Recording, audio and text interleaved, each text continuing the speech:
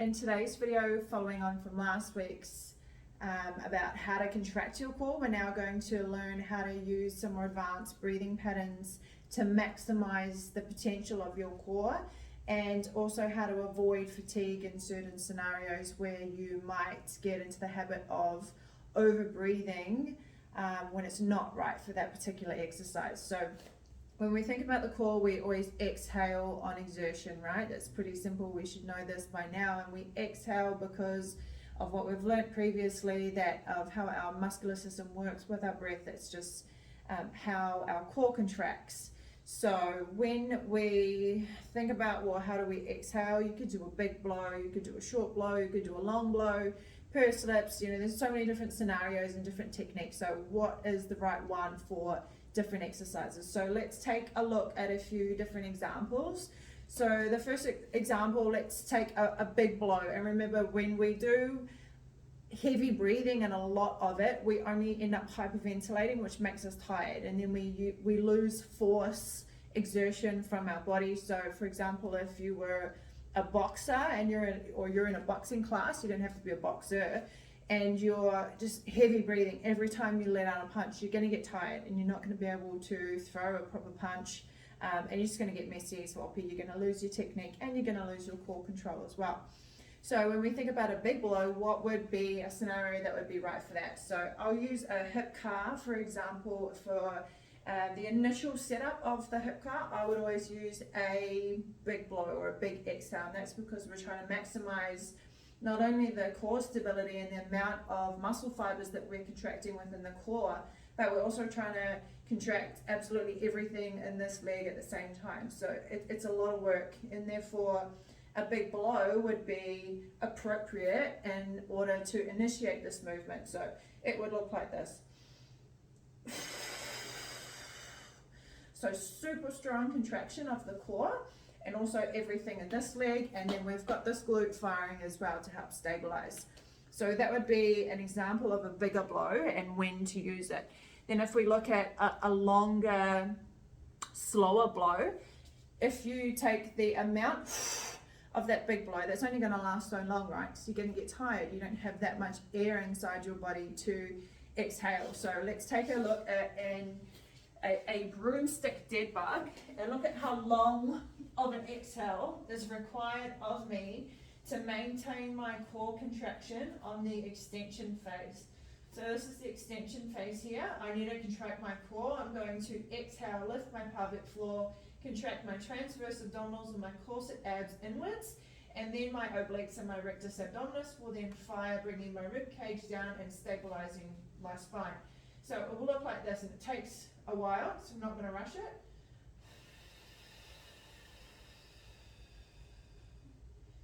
And then you have to come back in. So by then, I've already exhaled quite a bit of air, and remember, it's not as much as that because I'd get tired. It takes longer, so therefore I need to spread my exhale out to lengthen the amount of time I can exhale. Then to bring my leg back in, if I'm going to say add a crunch, we also want to be exhaling on that portion of the exercise too, because we want to contract the core. So then how do you combine this long blow with a crunch? You would use a double exhale technique. So for that, we do a nice long blow out, short inhale at that extension end without breaking my core contraction, and then I'm going to do a quick exhale up. If I was to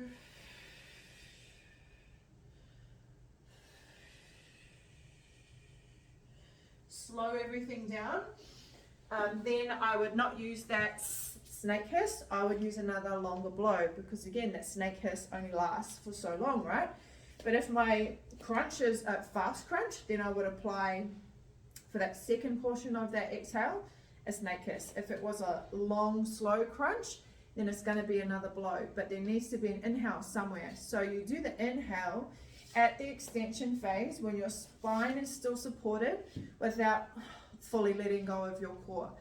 And that would be a good example of how to use a double exhale technique. Another good example for that would be, I use a double exhale for a mountain climber kick out. So that is where you start from a high plank or a downward facing dog. You come through for a mountain climber, but you shift your whole body weight forward and down as you go to the mountain climber, and then you kick up with a donkey kick, going back up into that three-legged dog position. So it looks like this, and again I'm going to use a double exhale technique with a short inhale at that extension end while my core is protected.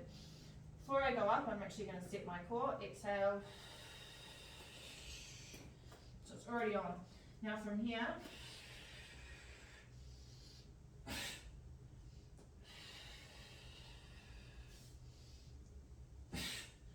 so again, you can see I'm applying the breathing to the exercise relative to how long that portion of that exercise takes.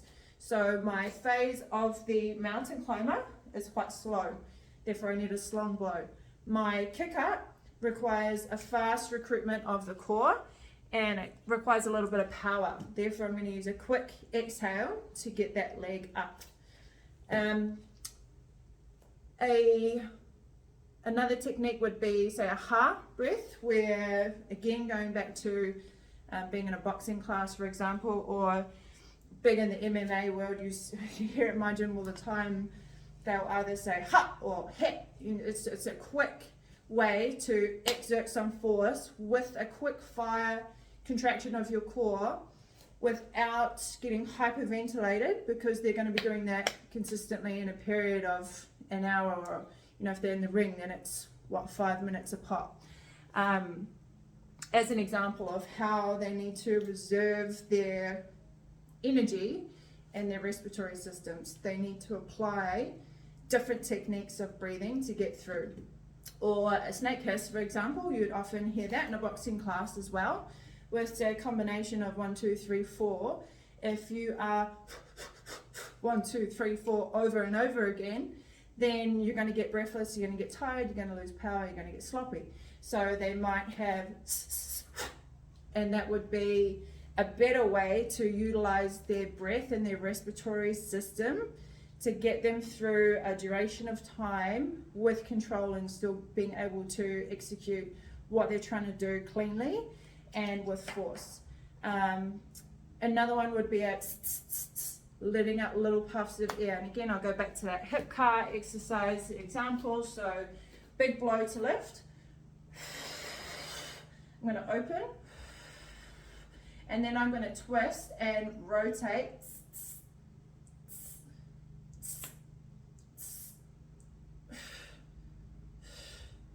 With the rotation of that joint taking a little bit longer, and I'm trying to recruit different areas of my core, it just seems appropriate for me to let out little bursts of air, and then you're also getting little bursts of inhales as well at the same time. So it's just yet another breathing technique that you can use to apply to your different exercises. Depending on the exercise that you're doing at the time, there will be an appropriate breathing pattern that would be best suited to that particular exercise.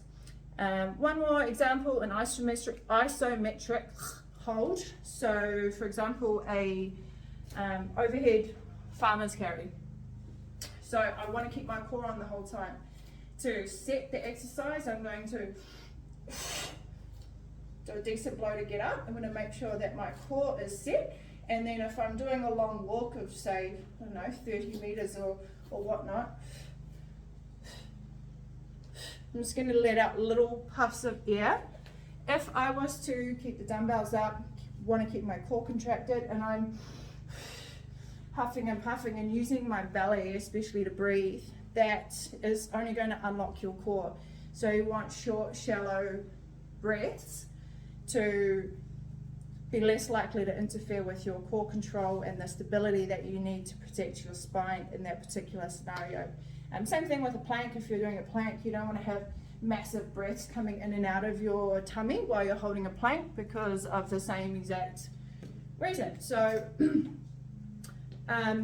hopefully this helps a little bit wrap your head around the different scenarios of how you can use your breath to really power up and maximize the potential of your core with your training.